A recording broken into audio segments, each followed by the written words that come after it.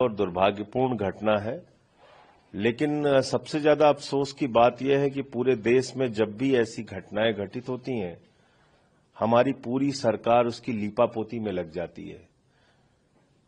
इस पूरे मामले में आप देखिए, रेल मंत्री जी घटना के बाद भी कुछ मानने के लिए तैयार नहीं थे। वो बराबर सफाई दे रहे थे, ऐसे जैसे कुछ हुआ नहीं। एलजी साहब ने अपना ट्वीट करके 29 मिनट के बाद ट्वीट एडिट कर दिया, ऐसे जैसे कि कुछ हुआ नहीं। तो लोगों की जान की कोई कीमत नहीं है क्या? महाकुंभ में भगदड़ में लोग मर जाए, फिर कहा जाएगा उनको मोक्ष की प्राप्ति हो गई। 17 घंटे तक उत्तर प्रदेश की सरकार स्वीकार नहीं करेगी कि कुछ हुआ है। दिल्ली में, देश की राजधानी में प्लेटफॉर्म पे भगदड़ से लोग मर जाएं, रेल मंत्री कहेंगे कुछ नहीं हुआ।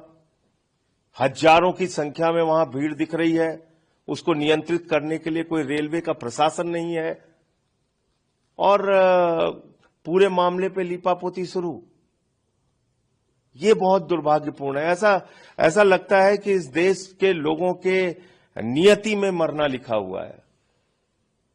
कभी आपको नोटबंदी के बाद लाइनों में खड़े होकर मरना है, कभी कोरोना की महामारी में मरना है, कभी पटरियों पे चलते हुए थक के सो जाए तो आपको मरना है, कभी फ्लाईओवर के गिरने से मरना है, कभी पुल के टूटने से मरना है, कभी रोजगार मांगने पे पुलिस की लाठी से मरना है, कभी फसल का दाम मांगने पर मरना है, कभी कुंभ के मेले में मरना है, कभी प्लेटफॉर्म पे मरना है।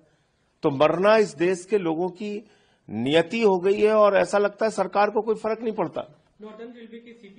आप देखिए, 2014 के बाद कोई भी घटना इस देश में होती है, ऐसा लगता है कुछ नहीं हुआ, लोग ही जिम्मेदार हैं इसके लिए, क्योंकि लोगों ने तो भगवान को चुन लिया है और भगवान की आलोचना होती नहीं।